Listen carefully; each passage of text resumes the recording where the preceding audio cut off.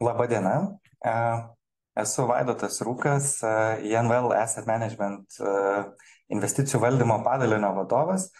E, Džiaugiuosi turėdamas galimybę pasikalbėti su jumis apie makroekonomiką, apie investavimą, pristatyti savo matymus bei sulaukti jūsų klausimų ir tuo pačiu padiskutuoti.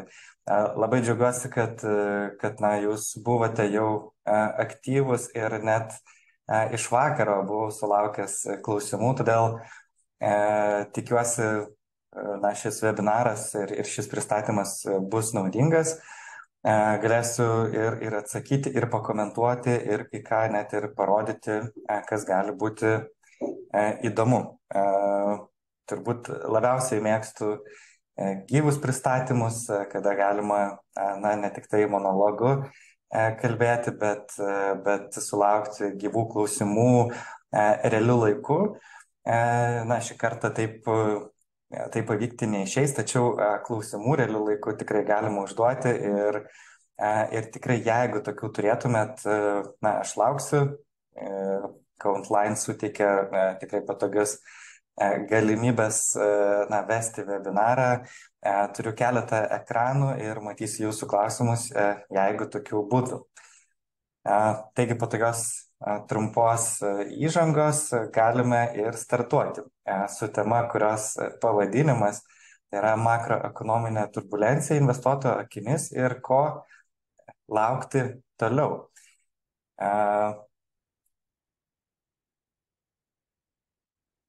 Ir pastaruosius keletą metų turėjome labai įtemptus arba įvykių gausa buvo tikrai didžiulė. 20 metais pasaulį sukaustė COVID pandemija, už poros metų arba už metų įvyko infliacijos krizė, pabrangus tiek energetikos produktam, tiek apskritai produktams. Vėliau sekė karas Ukrainoje, bankų bankrotai, gal Europoje jie ir nenutiko, bet bent jau Amerikoje subankrutavo vienas toks didesnių bankų SVB. Europoje bankroto kaip ir nebuvo, tačiau Šveicarijos bankas Credit Suisse buvo priverstas prisijungti ir pasitraukti iš rinkos ir prisijungė prie UBS, taigi tikrai ne kasdieną bankai bankrutuoja Šveicarijoje ir dar turintis pavadinimų Šveicarijai. Tai tokie metai buvo gausus. Įvykiais dauguma jų yra neigiami arba net labai neigiami ir tokių, kurių mes norėtumėm išvengti. Antra vertus, ar prisimenate nors kokius metus, kada kas nors neįvyko, ir todėl pasinaudosiu kareivio Šveiko citata, kad dar niekada taip nebuvo, kad kaip nors nebūtų. Tai taip, mes žinome, kas nutiko praeityje ir kas galėjo padaryti įtaką kapitalo rinkoms ar tiesiog mūsų žmonių gyvenimus. Bet rytoj, poryt, už metų, už 2 vis tiek kas nors įvyks. Įvyks kartais gero, kartais blogo, tačiau dar niekada nebuvo, kad kas nors neįvyktų. Ir visi tie įvykiai lemia, kad investuotojai, o ir šiaip žmonės, kurie dalyvauja ekonominėje veikloje, bet kokie darbuotojai, verslininkai ir vadovai, jie turi jausmus. Ir kaip ir pasaulyje, turbūt ko gero viskas yra išmatuojama ir galima išmatuoti. Ir tai pasaulyje yra matuojama žmonių, galbūt labiau investuotojų, baimė ir godumas. Taigi, įvykus tam tikram įvykiai, pavyzdžiui, pavasarį bankrutavus Amerikoje bankams, baimė buvo pasiekusi ekstremalų tašką. Po tam tikro laiko praėjo, visi nusiramino, atėjo vasara, Ir staiga visi vietoj baimės, visi tapo godus, investuojantis, perkantis, keliantis kainas. Ir jeigu pasižiūrėtumėm, ko gero, kas mėnesį arba kas keletą mėnesių tos nuotaikos jos stipriai svyruoja tarp didžiulės baimės ir tarp didžiulio godumo. Šitą skaidrę atnaujinau vakar ir pasižiūrėjau, tai kaip tą godumą CNN arba baimę matuoja ir koks indikatorius jisai buvo vakar dienai. Tai jis yra lygiai per vidurį, tai yra neutralioj zonai 48 iš 100. Taigi visos naujienos, kurios pasaulyje sukasi toliau besitęsiantis karas Ukrainoje, neramumai artimuose rytuose ir visi kiti įmanomi politiniai įvykiai, konkrečiai šią akimirką nėra nei labai išgąsdinę investuotojų, nei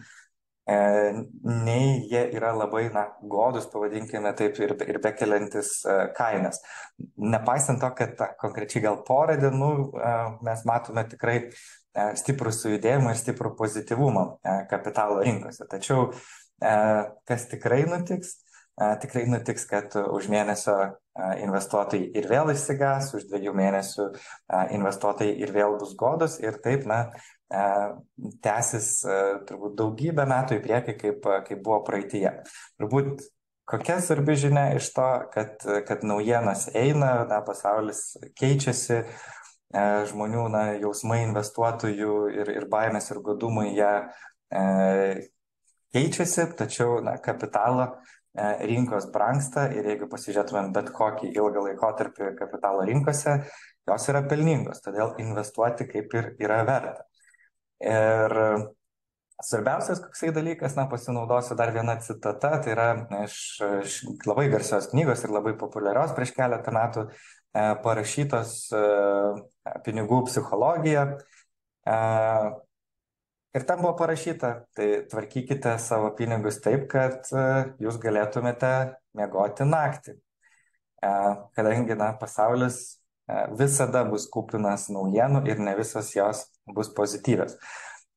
Ir mes manom, kad šita knyga yra tokia vertinga ir verta paskaityti, ypač jeigu jūs domitės asmeniniais finansais, kad jeigu užsiregistruosite konsultacijoje į NVL Asset Management apie investicijas, tai tikrai galėsime pasidalinti šią knygą, kad galėtumėt jūs paskaityti, o beje, jinai yra išleista taip pat ir lietuviškai, todėl nebus jokio kalbos barjero. Taigi tikrai pasaulyje garsi ir populiari knyga, kuri verta skaitimo ir norėsim, jeigu tik jūs atvyksite pasikonsultuoti su mumis, tai galėsime pasidalinti. Ir tęsiant tokį citatų bumą, kuris ir toliau keliaus per prezentaciją, tai čia tokia gan ilgas tekstas, bet jeigu spėsite matyti ir skaityti, pasidalinkite savo įžvalgą, ar įsivaizduojate, kas arba kada ir kokiame kontekste galėjo tai pasakyti. Taigi, konkreti ta knygos citata sako, jog saugiose šalise sveikos nuovokos žmonės stengiasi panaudoti santaupas arba tam, kad išleistų, arba ateityje gautų pelną, tai yra investuotų. Bet aišku, yra nelaimingų šalių, kuriuose žmonės baiminasi visko arba didžiūnų, arba prievartos, kaip čia pasakyta, ir tiesioginė prasme užkasa ar paslepia savo santaupas, kad jie turėtų po ranka. Kas čia, kaip mes juokaujam, ar koiniai, ar po pagalvę pasideda, tai čia tą patį ir sako apie tą pinigų užkasimą. Ar turi kas nors įžvalgą, kas, kada, kokiame kontekste galėjo tai pasakyti? Kol kas atsakymo nematau ir šiaip nenustebčiau, kad tai nėra itin populiaru žinoti arba kalbėti, todėl kad taip sakė Adamas Smitas. savo garsioje knygoje Tautų turtas prieš praktiškai 250 metų. Taigi jau Adamas Smithas jau prieš keletą šimtmečių jam buvo akivaizdu, ką reikia daryti su pinigais arba ką žmonės įprastai daro ir ko nedaro. Ir aišku, jeigu žmonės neinvestuoja ir nori turėti pinigus po ranka, tai jis tai nurašydavo, kad čia yra kažkokia bloga šalis, bijo didžiūnų, tuo metu Lietuvoje ir vergovės nebuvo, bet ir praktiškai ir baudžiava neseniai tik tai buvo panaikinta, tai tikrai sudėtinga tuo metu buvo, tačiau šiuo metu sunku sugalvoti nors vieną priežastį, kodėl mes turėtumėm savo santaupas užkasti, laikyti po ranka, arba kaip Lietuvoje šiuo metu yra daroma, tai yra milijardai guli sąskaitose bankų, indėliuose. Tai gerai, kad šią akimirką arba pastarosius jau keletą mėnesių ar metus laiko jau yra mokamas kažkokios palūkanos už indėlius. Tuo tarpu prieš tai 5 metus, ko gero, tai buvo visiškas apskritas nulis, tačiau tai nesulaikė žmonių nuo laikymo pinigų ir nuo neįdarbinimo. Kas galbūt reiškia, kad žmonės nori miegoti naktį ir jam pinigai po pagalvę pasirodė saugu. Tačiau aš tikiuosi, kad kadangi jūs esate susidomėję, tai tas investavimas yra jūsų gyvenime daug artimesnis arba netoks baimingas, kaip kad kalba Adamas Smithas. Tai perinant nuo Adamo Smitho, tokio istorinės figūros, o tai kaip iš tiesų siūlo su savo pinigais elgtis patys žymiausi pasaulio investuotojai. Ar yra kažkokia universali formulė, kuri sako, tai ką reikėtų daryti?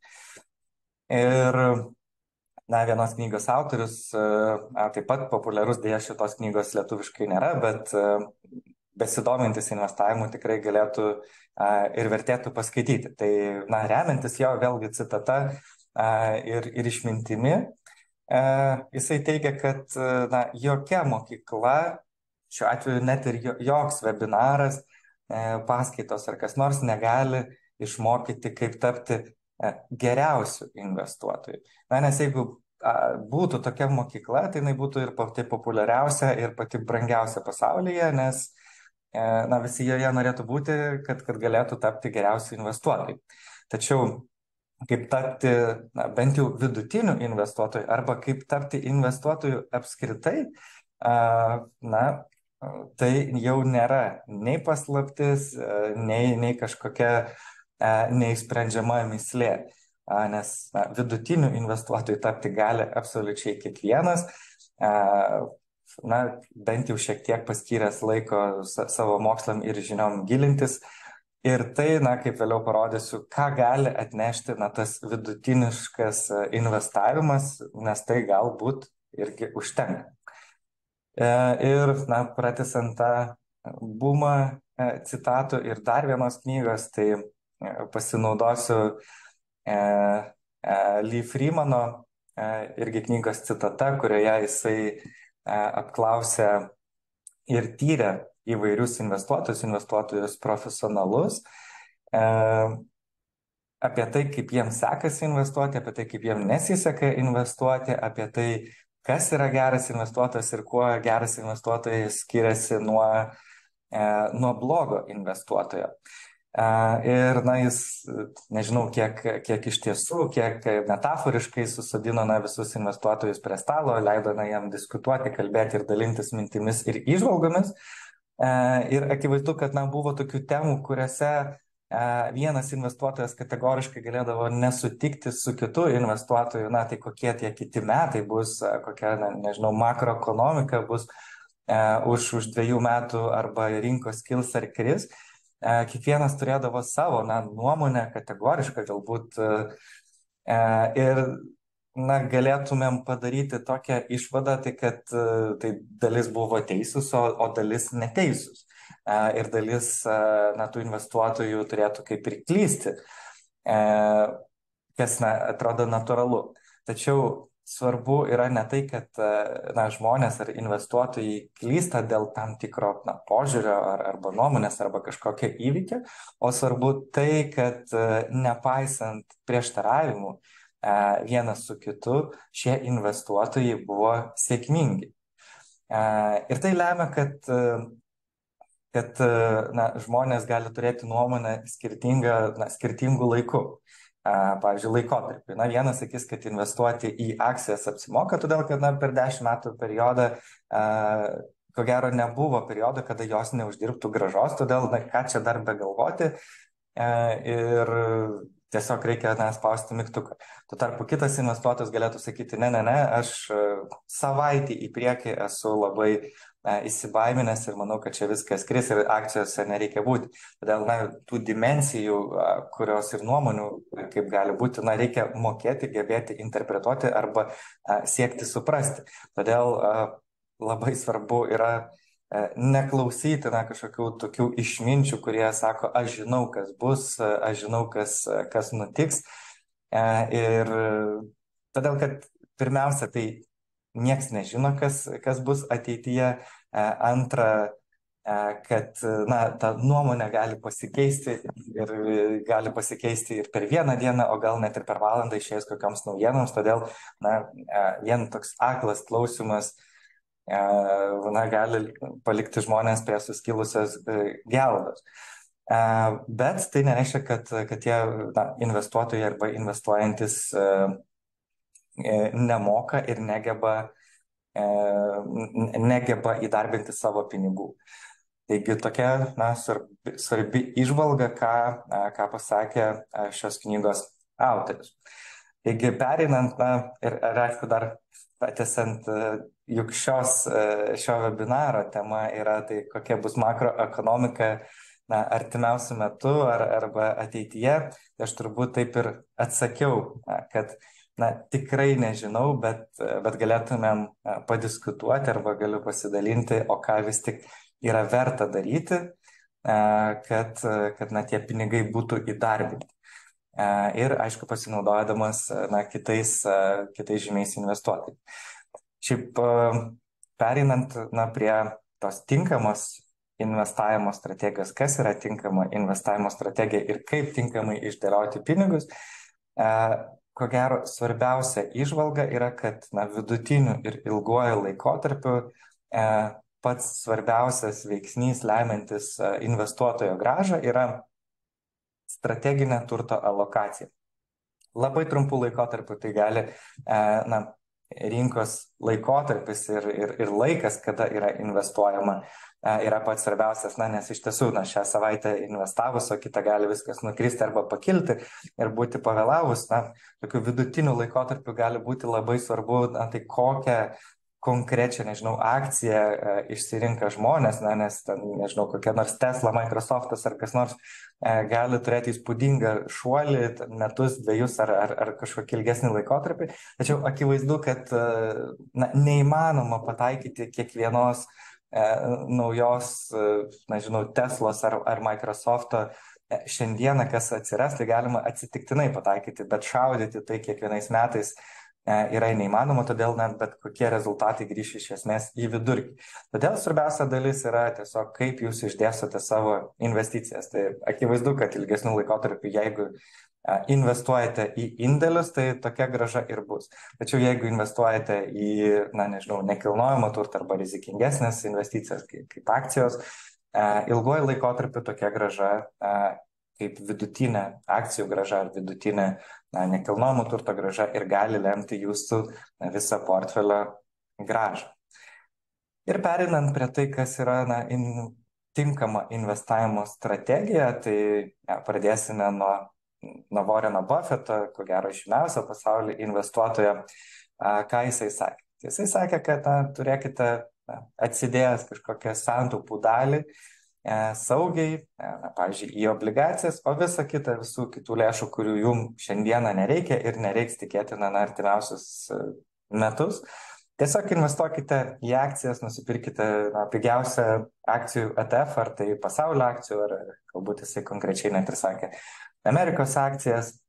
Ir ilgojo laikotarpiu tai bus pati geriausia investicija, kuri galėtų būti. Nesu tikras, ar tai yra kiekvienam tinkama investavimo strategija, todėl kad akcijos ne tik tai kyla ilgojo laikotarpiu, bet trumpojo laikotarpiu gali labai stipriai kristi. Ir tada prisimenant pinigų psichologijos knygos citatą, tai kiek žmonių galės ramiai miegoti, kadangi Warrenui Buffettui jau yra gerokai perlipę 90 metų, tai jis turbūt nepaisant investavimo į akcijas ir dalyvavimo kapitalo rinkose, miegojo pakankamai ramiai, kad leido sulaukti to garbingo amžiaus, tačiau akivaizdu, kad tai tokia strategija nebus kiekvienam, nepaisant to, kad jinai yra ilgoji laikotarpiu tikrai pelninga. Kitas patarimas ir kita investavimo strategija gali atkeliauti iš Talmudo. Tai yra 2000 metų senumo patarimas, tai yra jau žydai jau prieš 2000 metų galvojo apie investavimą ir ką veikti su savo pinigais. Tai netgi Adamas Smitą aplenkė 1500 metų, nes jau jie apie tai kalbėjo ir ne tik kalbėjo, bet ir taip ir užrašė. Ir Talmudas, sakė, geriausia strategija investuoti, arba ką nuveikti su savo laisvais pinigais, tai yra padalinti savo pinigus į 3 dalis. Tai trečdalį investuoti į žemę, tuo metu arba šiais laikais tai būtų nekilnojamas turtas, trečdalį investuoti į verslą, kas vėlgi šiais laikais tai atitiktų akcijas, akcijų rinką, ir trečdalį pasidėti saugiai, pasilikti rezervę, kas galėtų būti obligacijos. Taigi toks investavimo portfelis, jisai būtų istoriškai, jisai uždirbo labai didelę, aukštą grąžą, netgi visai artimą Warreno Buffetto strategijai tiesiog investuoti į akcijas, bet kas buvo nutikę gerai, tai kad toks portfelis, jos svyravimai buvo mažesni. Pakankamai dėl akivaizdžių priežasčių, dėl to, kad obligacijos, nekilnojamas turtas ir akcijos, jos kiekvienas turi šiek tiek savo ciklą, kada vienam gerai, kitam blogai. Tai ir taip išdiversifikuojamas yra portfelis. Ir šitas patarimas, jisai net yra man asmeniškai artimas, nes buvau sulaukęs klausimų, tai o koks mano asmeninis portfelis, tai aš sakyčiau, kad tas asmeninis portfelis yra pakankamai remiasi šiais principais, kad po trečdalį investuoti į kiekvieną turto klasę, tik tai, kad aš būdamas profesionalus investuotojas, galiu sau leisti šiek tiek priklausomai nuo kažkokios turto klasės tuo metu patrauklumo arba perspektyvų ateityje, bent jau mano manimu, vienos turto klasės padidinti, kitos šiek tiek sumažinti. Tačiau, pavyzdžiui, prieš COVID pandemiją mano turto struktūra investicijų buvo pakankamai artima Talmudui ir per COVID toks investicijų portfelis jisai laikėsi visai neblogai ir netgi suteikė galimybių pasinaudoti, pavyzdžiui, pakankamai reikšmingų akcijų kritimu. O vėliau nekilnojamo turto dalis, jinai kartu su labai išbrangusia, padidėjusia infliacija, jisai keliavo kartu. Taigi, toks portfelis, jisai tikrai atrodo neblogas ir visai logiškas, kuris jau turi mažesnius svyravimus negu Warreno Buffetto investavimas į akcijas. O trečiasis, tas patarėjas arba žymusis investuotojas, tai yra Ray Dalio. Gal jisai ir nėra žinomas Lietuvoje, tačiau jo kompanija, investicijų bendrovė Bridgewater, ko gero yra didžiausia hedge fondų valdytoja, rizikos kapitalų valdytoja. Ir kolega Ray Dalio, Bobas Primsas, jisai kadangi knyga rašyta 2017 metais, jisai yra sakęs, kad mes nežinome, kaip pasaulis atrodys už 5 metų, tačiau šiandien mes galim sudėti tokį portfelį, kuriam seksis bet kokiu gyvenimo atveju. Jisai netgi pavadino šią strategiją tokia all weather, all season, tai yra kiekvienam sezonui. Ir, jo portfelis susidėtų, toks strategiškai susidėtų iš, trečdalio akcijų, daugiau negu pusės į labai ilgalaikės obligacijas ir truputį žaliavas bei auksą. Taigi, jisai pakankamai reikšmingai skiriasi nuo to, ką sakė Buffettas arba Talmudas. Ir kodėl, toksai portfelis yra, tai kad, kaip sako bendra įkūrėjas Bobas Princas, kad mes nežinom, kas nutiks konkrečiais metais. Jeigu bus labai aukšta infliacija, tai jūsų portfelis uždirbs arba sumažins svyravimus dėka aukso ir žaliavų. Jeigu tai bus kaip tik defliacija arba palūkanų mažėjimo periodas, tai ilgalaikės obligacijos yra puikus instrumentas. Akcijos apskritai suteikia reikšmingą premiją augimo, tai yra, jos uždirba dviženklę arba artimą dviženkliai grąžą ir jos gali apskritai portfelio augimą padaryti, bendrą portfelio augimą pakankamai reikšmingą.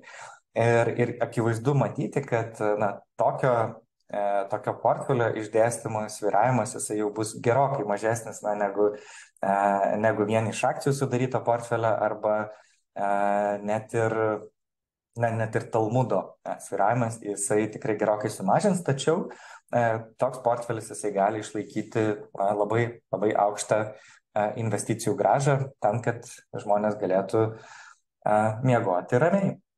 Taigi tiek investavimo profesionalų ir žymiausių strategijų, tuo tarpu turiu ir aš savo patarimą arba tokia, kaip sudėlioti savo investavimo strategiją. Aš tikrai žinau, kad daryti taip kaip Warrenas Buffettas, tiesiog išsirinkti vieną ETF ar indekso fondą ir pasyviai investuoti reguliariai į jį yra taip nuobodu ir taip sunku. Nes, tai negi aš nieko nepadarysiu, negi aš dabar čia nepasirinksiu laiko, kada reikėtų parduoti, nes atpirksiu pigiau, arba dar ką nors pasirinksiu kažkokią konkrečią regioną ar sektorių. Tai kaip aš čia galiu nieko nedaryti ir uždirbti? Tai aš žinau, kad tai yra labai sunku. Lygiai tas pats ir jeigu tai pasiskaidyti, ne tik tai į akcijas, bet ir tarp tų 3 turto klasių, kurios gali būti, nes kai kam yra visiškai netinkama investuoti į akcijas, todėl tai turėtų būti vien tik tai obligacijos, pavyzdžiui, arba tas pats nekilnojamas turtas. Tai ta proporcija, kiekvienam žmogui, jinai turėtų būti pritaikyta prie jo. Tačiau, ir padaryti tokį portfelį pasyvų, kuriame nieko nedaryti, tik sudėti į ETF-us ar kitus instrumentus, tai turėtų būti didžioji portfelio dalis, bet kadangi tai yra labai sunku išlaukti ir išlaikyti ir nieko nedaryti, tai tikrai nieko blogo, o gal net ir gero galėtų būti, jeigu būtų investuojama į kažkokias pavienės investicijas. Ar tai būtų akcijos, ar tai obligacijos, arba dar kažkoks instrumentas.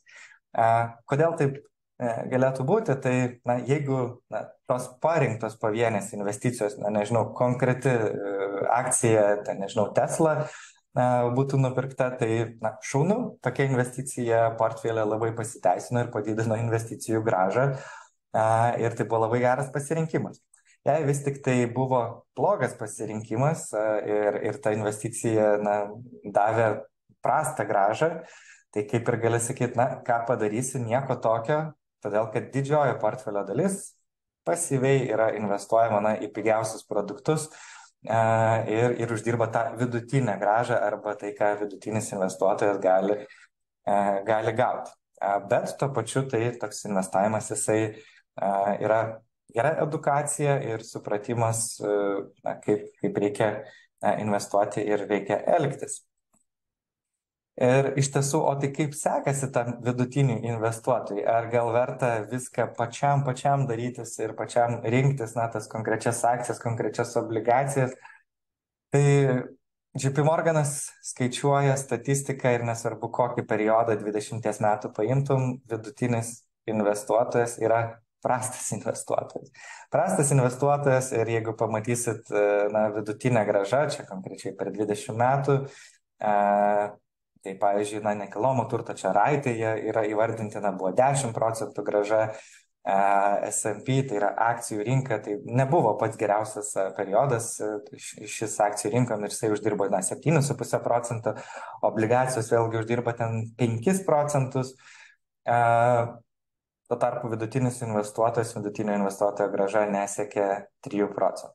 Taigi jeigu jisai nieko nebūtų daręs, o tiesiog pasirinkęs investuoti tik į akcijas arba kažkokį, nežinau, 60-40 akcijų obligacijų portfelį, tai būtų dvigubai, trigubai geresnis rezultatas, negu kad jis investuotojas pats rinktus. Todėl reikia savo jėgas vertinti labai apdairiai arba blaiviai šitoje vietoje. Tuo tarpu, ką gali pasyvus investavimas arba ką gali būti vidutiniškas investavimas, jeigu būti vidutiniu investuotoju. Tai, kaip minėjau, kad trumpų laikotarpių gali nutikti visko. Gali per vienerius metus akcijos nukristi ir 40%. Ir jeigu, tai čia Amerikos akcijų tokia istorija, tuo tarpu pasaulio akcijos turbūt yra kritusios 50% ar net ir daugiau. Lygiai taip pat ir uždirbusios per vienerius metus. Ir obligacijos yra kritusios, labai reikšminga skaičių. Tačiau jeigu mes žiūrėtumėm į bet kokį ilgesnį periodą, tai 5 arba 10 metų, ką jau kalbėti apie 20 metų periodą, tai neuždirbti yra sunku arba jeigu labai ilgas laikotarpis yra neįmanoma. Taigi, pavyzdžiui, koks yra buvęs blogiausias 20 metų periodas akcijoms? Vidutiniškai 6% per metus. Tai blogiausia, ką galėjai padaryti investuodamas į akcijas, uždirbti 6% vidutinę grąžą. Tai yra įspūdinga ir gerai, nes tai yra blogiausia. Geriausias 20 metų periodas tai būtų buvęs 17% vidutinė metinė grąža. Tai akivaizdu, kad į tokį skaičių nereikia orientuotis, todėl kad tas vidurkis ilgas, tai turėtų būti kažkas apie 10% labiau ar arti to, jeigu sugebi išlaikyti investicijas. Tuo tarpu, jeigu trumpesnis laikotarpis, pavyzdžiui, 5 metai, tai blogiausias periodas akcijų rinkai Amerikoje buvo, tai vidutiniškai minus 3%. Tai vėlgi nieko blogo. Ir tą mes galėtume pamatyti iš bet ko, iš, nežinau, pensijų fondų, kurie investuoja kapitalo rinkose. Buvo labai blogi 2008 metai, bet kas įvyko? Tai įvyko, kad praėjo keletas metų ir visos grąžos grįžo. Lygiai taip pat kaip po COVID, lygiai taip pat kaip po karo Ukrainoje ar bet kokio kito įvykio. Tik, akivaizdu, kad tie kritimai jie gali būti didesni. Ir tą reikia susitaikyti, ypač tie, kurie investuoja. Tai tikrai 2008-ieji, nuo piko kritimas jisai buvo didelis, COVID periodu tas kritimas jisai sudarė 30%, netgi šiek tiek daugiau, bet nepaisant visko, vidutinė grąža yra labai, labai didelė ir todėl verta investuoti. Todėl Warrenas Buffettas ir Talmudas sako, kad investuoti tiesiog reikia. Tai praktiškai būtų galima savo tą pristatymą ir baigti čia, išskyrus tai, kad turiu vieną dar dalį, kuri parodo investavimo galimybės pasiturintiems arba lengvai pasiturintiems. Tai yra, ką gali nuveikti investuotojai, kurie turi daugiau lėšų arba ką jie su savo lėšomis ir investicijomis daro. Čia ekrane matote investicijų mozaiką. Tai yra suskirstyta į investicinio turto rūšis ir jų porūšius ir po porūšius. Tikrai nereikia, mano tikslas nėra apie kiekvieną iš jų pakalbėti. Mano tikslas yra parodyti, kad tų rūšių ir porūšių yra labai daug, tiksliau porūšių yra labai labai daug, tačiau pagrindinės turto rūšis yra tos pačios, tai yra akcijos, obligacijos ir fizinis turtas. Didžiąja dalimi tai nekilnojamas turtas, bet jo rūšis gali būti labai įvairios, nuo namų kaip žmonėm įprasto gyvenamojo nekilnojamo turto iki miškų infrastruktūros ar žemės ūkio paskirties žemė. Na, jeigu mes kalbam apie obligacijas arba, na, fiksuotos grąžos turtą, tai, na, tai yra didžiulis sąrašas, kokios gali būti obligacijos viešosiose biržose, tačiau gali būti, na, ir, na, nelistinguotos obligacijos arba kreditas, na, privatus kreditas. Tai, na, pavyzdžiui, tie patys sutelktinio finansavimo ar tarpusavio skolinimo platformos. Net ir tie patys indėliai yra, na, kaip čia, privatus turtas, na, kurio negalima prekiauti biržoje, bet galima pasidėti indėlį banke. Taigi tiek yra to turto rūšių ir kuo investuotojas yra turtingesnis arba turintis daugiau lėšų, jisai tuo gali daugiau padengti, na, tų kvadratėlių savo investicinėme portfelyje. Klausimas tik tai, ar reikia arba kodėl reikia. Tai ką iš tiesų daro tie, na, turtingiausiai žmonės arba profesionalų žmonės. Tai galime paimti pavyzdį iš šeimos biurų, na, angliškai tai vadinasi family office, tai yra pačių turtingiausių žmonių investicijos. Tai kad turėtum nuosavą, na, šeimos biurą, tai reikia turėti bent jau kelias dešimtis milijonų eurų ar dolerių, bet įprastai tai tokie šeimos biurai, jie reikalingi arba yra aptarnaujami tik tai žmonėm, kurie turi ten bent milijardą argi daugiau. Tai kaip atrodo, na, tos investicijų struktūra? Tai šeimos biurai plačiai išskaido savo investicijas per įvairias turto klases.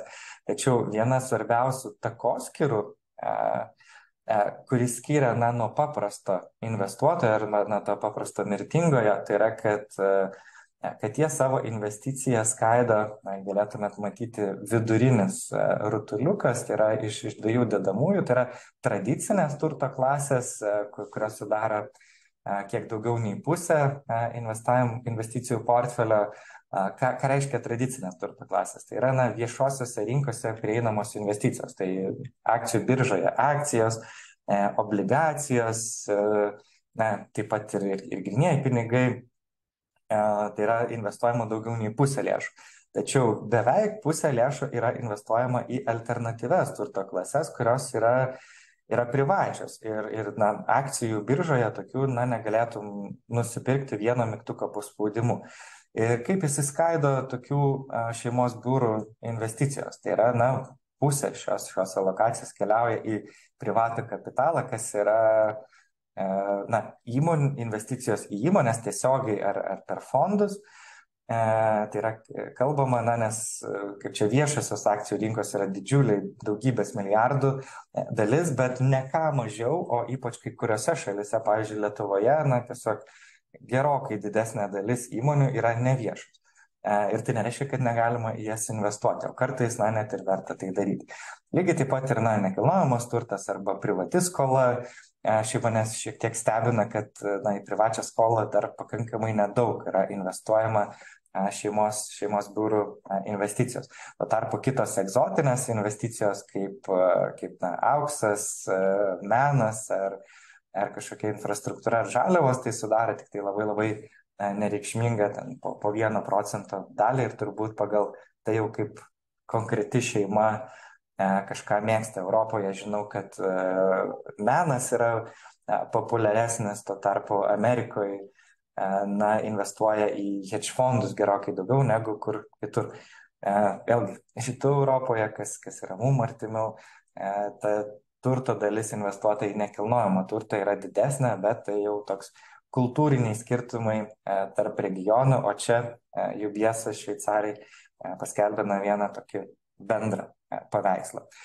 Tuo tarpu, kaip atrodo, na, kiti profesionalai, kaip atrodo, na, Europos pensijų fondų struktūra, tai jų struktūra yra šiek tiek panaši į šeimos biuro dalį ir ta dalimi, kad irgi viešosios rinkos šiandien sudaro kaip ir didesnė šiek tiek dalį, tačiau pakankamai reikšminga dalis keliauja į alternatyvas.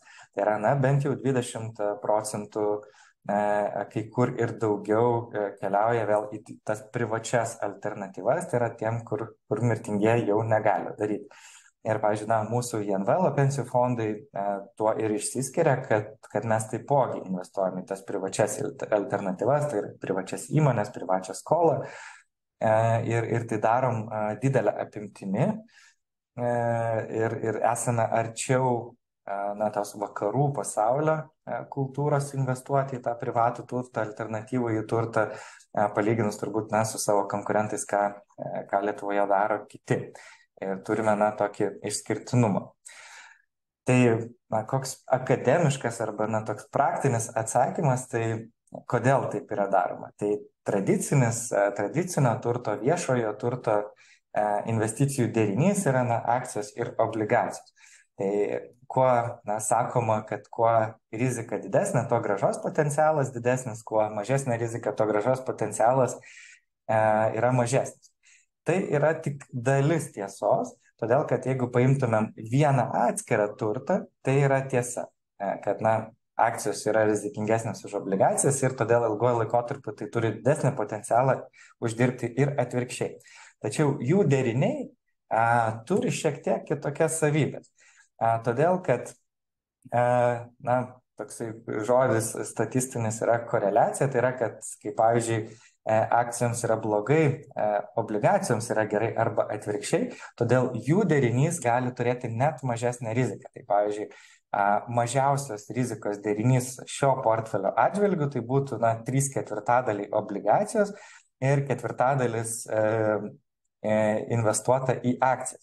Taigi atrodytų, kaip gali būti portfelis, kuris turi akcijų mažiau rizikingas, bet tai yra tiesa, todėl kad būna periodų, būna metų, kada obligacijos krinta ir tas portfelis turėtų neigiamą grąžą tais metais, pavyzdžiui, 22, tuo tarpu akcijos gali tuo metu nekristi arba netgi kilti. Todėl toks investicijų derinys jisai galėtų būti kaip ir mažiausios rizikos. Atitinkamai tada siekiant didinti grąžą, jau reikėtų didinti akcijų dalį.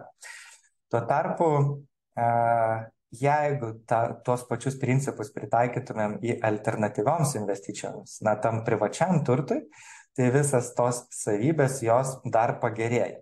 Pavyzdžiui, tas tradicinis 60-40 portfelis tarp akcijų obligacijų, jeigu į jį būtų įterpta trečdalis alternatyvų, privačių alternatyvų, tai tokio portfelio grąža galėtų šiek tiek pagerėti, o rizika netgi sumažėti. Ir čia nėra kažkoks teorinis dydis, čia yra vėlgi praktinis JP Morgano paskaičiavimas, tai kas buvo nutikę už pastaruosius 30 metų. Todėl, kad alternatyvos jos turi šiek tiek kitokių savybių. Tai galima nueiti tą fizinį turtą, kuris infliaciniu periodu elgesi šiek tiek kitaip negu viešosios akcijos ar obligacijos ar panašiai. Arba, pavyzdžiui, konkrečiai 40% akcijų ir 60% obligacijų portfelis, kuris turėjo pakankamai mažą riziką. Jeigu įdėtumėm trečdalį alternatyvų, tai vėlgi toksai portfelis, jo rizika būtų panaši, tačiau grąžos potencialas jisai gerokai išaugtų. Taigi todėl tie turtingieji profesionalai, jie renkasi privačias alternatyvas investuoti į savo investicijų portfelį. Aišku, praeities rezultatai negarantuoja ateities, tačiau, kaip čia, tos savybės jos tikrai gali kartotis arba bent jau rimuotis ir ateityje. Kas yra gerai arba kodėl mes tą principą irgi skatinam, norim ir investuojam savo pensijų fonduose arba savo bendrovėje, tai taip pat galvojam, kad ir pajautėm iš žmonių tą poreikį, kad sako, tai kaip mums pasiekti tas privačias alternatyvas, tai prieš metus, netgi kiek daugiau, tai sukūrėme alternatyvių investicijų fondą. Jis buvo populiarus, kaip čia prasidėjo platinimas, jį uždarėme ir jisai dabar 10 metų yra investuojamas, tačiau dėl jo populiarumo pamatėme, kad tas poreikis į privatų turtą investuoti, jisai egzistuoja. todėl sukūrėme jau ir antrąjį fondą ir irgi pradėjome platinti, tai kadangi čia liko turbūt savaitę arba porą savaičių iki platinimo pabaigos, todėl kad tokie privatus fondai, jie nėra atviri, jie yra nustatomi tam tikras laikas, kada galima ateiti, tada lėšos yra investuojamos ir tada gražinamos po tam tikro laikotarpio. Tai tą patį mes irgi šį principą taikome fondui. Tai kaip atrodys fondas arba kaip mes matome jį, antrąjį mūsų alternatyvų fondą, tai kad jisai apie trečdalį investuos į privatų kapitalą, tai yra į privačias įmonės, trečdalį investuosime į tą tikrąjį turtą, fizinį turtą ir dalis lėšų jau net yra investuota į miškus ir žemės ūkio paskirties žemę, ir taip pat matome dabar potencialą įdėti į privačią skolą. Taigi, taip atrodys tas privatus alternatyvus fondas, kurį, kaip čia didelis privalumas, gali pasiekti jau ne tik profesionalai arba ne tik tie išrinktieji turtingieji, tačiau ir žmonės, kurie gali investuoti bent 5 000 eurų tačiau, kaip čia tos lėšas investuoti ne mažiau 10 metų periodų, todėl kad, kaip čia, kadangi investicijos yra privačios, tai užtrunka laiko, kol yra investuojama, tas nuimamas, taip išsireikščiau, nuimamas derlius, kada investicijų potencialas atsiskleidžia, parduodama ir tada gali pinigai grįžti. Tai turbūt daugiau nesiplėsiu apie konkretų fondą. Jeigu jums yra įdomu, galite mūsų tinklalapyje pasiskaityti arba užsiregistruoti konsultacijai. Tačiau tai yra tiesiog iliustracija, kaip galime pasiekti tas alternatyvas ir tą privatų turtą, kurį investuoja profesionalai ir kiti turtingieji. Tai, kaip čia, mano pristatymui einant į pabaigą, užbaigsiu tuo, nuo ko praktiškai ir pradedu, tai yra citata, mano labai mėgstamas knygų autorius ir žymus pasaulyje, turbūt net ir filosofas, Nikolas Talebas, kuris sako, kad gyvenime svarbu ne tai, kiek kartų jūs buvote teisus, prognozuodamas kažką, o tai, kiek jūs būdamas teisus uždirbate. Tai va čia ir yra takoskyra tarp žmonių, kurie tik tai kalba, ir žmonės, kurie daro. Kartais klysta, kartais būna teisūs, tačiau svarbiausia būti ne tik teisiam, bet pasinaudoti tuo teisumu. Tai kaip čia skatinu ir kviečiu jūs pagalvoti apie investavimą, pagalvoti, koks yra tinkamas investicijų portfelis yra jum, kad miegotumėt ramiai naktį, tačiau neužkastumėte lėšų po pagalvę ar nelaikytumėt jų kojinėje, o kad tie pinigai ir tos lėšos dirbtų ir uždirbtų pinigus. Tai tiek mano skaidrių šiam kartui ir galime pereiti prie klausimų, jeigu tokių turėtumėt.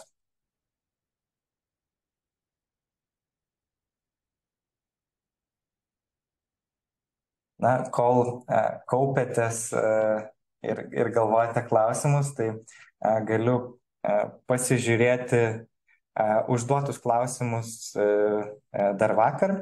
Tai tokių turiu keletą, dalinai turbūt iš jų ir atsakiau, bet Leonardas, nežinau, ar jisai yra prisijungęs, bet buvo uždavęs klausimą, kokių veiksmų reikėtų imtis dėl pensijų fondų, tai yra antros ir trečios pakopos investavimo, pavyzdžiui, keitimo, esant dabartiniams geopolitiniams ir ekonominėms sąlygoms. Turbūt dalinai šis klausimas turėjo būti atsakytas prezentacijos metu, arba bent jau tarp eilučių tas atsakymas turėjo būti. Nedaryti nieko, todėl kad konkrečiai antros pakopos pensijų fondai yra sukurti investuoti pagal žmonių amžių, pagal jų gyvenimo ciklą. Ir tuo metu, kai žmonės yra jauni ir kapitalas yra tik akumuliuojamas, na, jis yra investuojamas į rizikingesnės turto klases tam, kad atskleistų tą investicijų potencialą, kuris yra rizikingas, bet jisai yra uždirbantis papildomą grąžą. Todėl tuo metu, kai žmonės tampa vyresni, artėja pensinis amžius, ta rizika yra automatiškai mažinama, kad svyravimai mažėtų ir praradimai būtų nedideli. Todėl pats logiškiausias pasirinkimas yra nedaryti nieko. Jeigu kas nors ką nors darys, tai tikėtina, kad padarys neteisingai ir suklys, todėl kad matėt pavyzdį iš JP Morgano, tai yra kaip vidutiniam investuotojui sekasi. Tai vidutiniam investuotojui sekasi blogai. Net ir investicijų profesionalams sekasi šiek tiek prasčiau negu rinka, todėl kad vidutiniškai net ir jie atsilieka nuo rinkos, nes atspėti ir aplenkti rinką yra be galo sudėtinga. Tačiau investuotojui paprastam tai padaryti yra be galo blogai. Ir net nereikia Amerikos, tai Lietuvos bankas yra daręs tyrimą, surinkęs statistiką, kaip investuotojai keitė pensijų fondus bėgant laikui.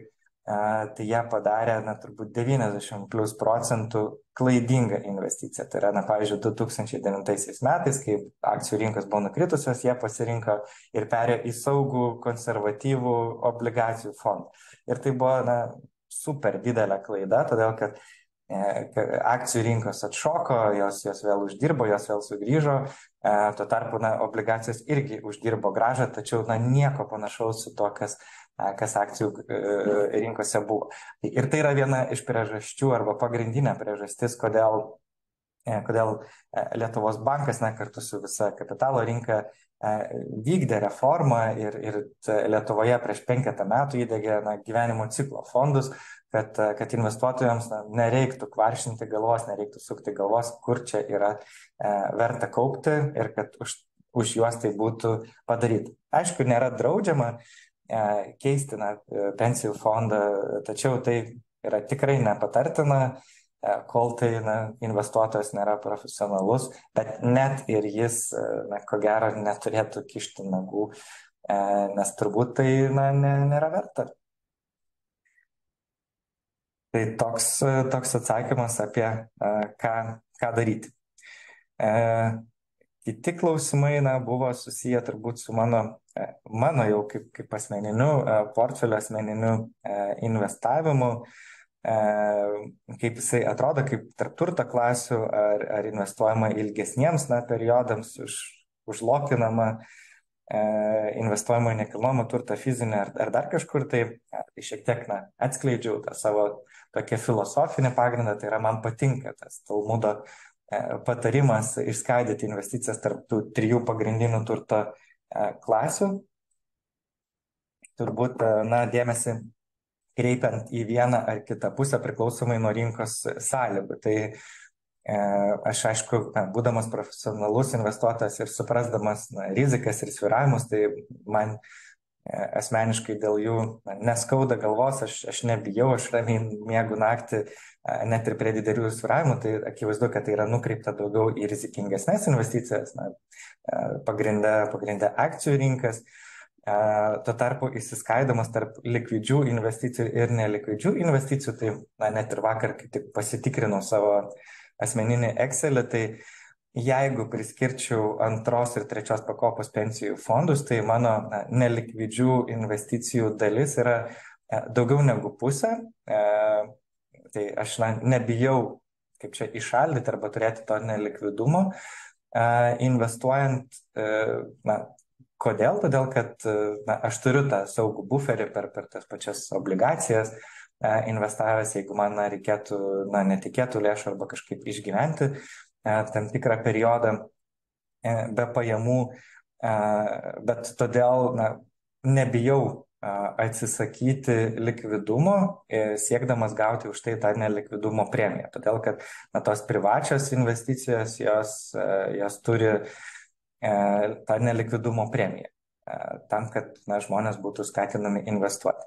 Šiaip nesu didelis gerbėjas nekilnojamo turto, ypač to tiesioginio nekilnojamo turto, tai man tai yra didžiulis galvos skausmas, kaip daryti, kaip jį prižiūrėti, remontuoti ir tai yra paskutinis dalykas, e, ko aš noriu daryti, man geriau yra vakare ar kada nors paspausti mygtuką ir kažką tai vat, persiskirstyti, todėl nesu tas tipinis tradicinis lietuvis ir jeigu jau tą nekilnojamo turtą pasiekti, tai aš mieliau renkuosi nekilnojamo turto fondus ar tos raitus vadinamus.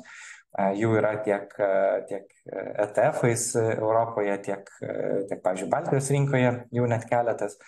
Tai aš mieliau tai darau, nepaisant to, kad nusižengiau savo šitam nusistatymui ir dėl asmeninių priežasčių greta tapau dalinis investuotojas į vieną konkretų nekilnojamo turto objektą.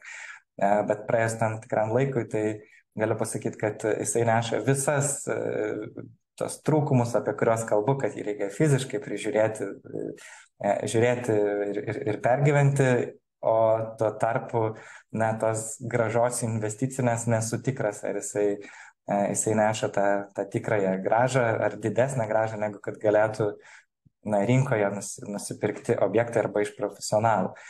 Tačiau, tai labiau su tokiu asmeniniu investavimu susiję, tai su asmeniniam naudom tas nekilnojamo turto objektas, bet tai nesudaro mano nei reikšmingos turto dalies, nei ketinu kada ateityje didinti šitą vietą. Ir taip pat buvo klausimas, ar investuoju asmeninius pinigus per peer-to-peer platformas. Tai asmeniškai neinvestuoju, aš galbūt, mano čia kaltė, kad neturiu laiko gilintis, nes tai yra pakankamai naujas dalykas, naujas instrumentas tiek Lietuvoje, tiek ir pasaulyje.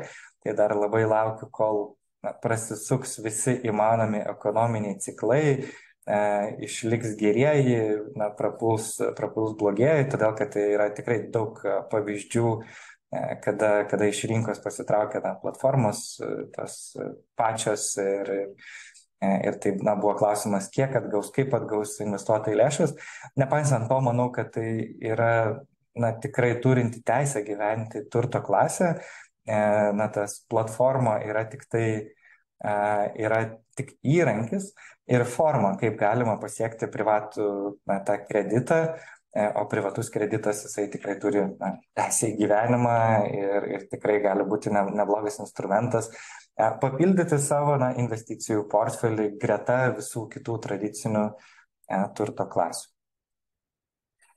Tai tiek buvo klausimų, kurie buvo užduoti iš anksto, tai jeigu dar norėtumėt, kad aš kažką praplėščiau savo atsakymuose arba papildomai užduoti klausimą, tai sakykit ir stengsiuos atsakyti.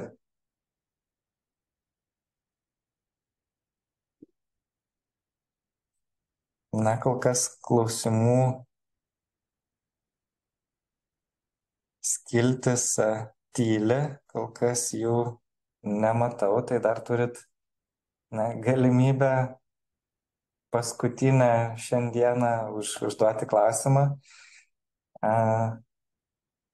O jeigu ne, tai tada, kaip čia sakysiu, viso gero, padėkosiu už klausimą ir už klausimus, kurie buvo užduoti dar anksčiau.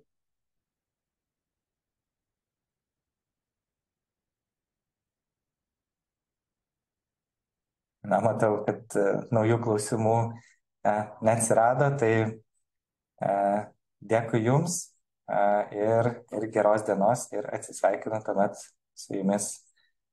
Iki.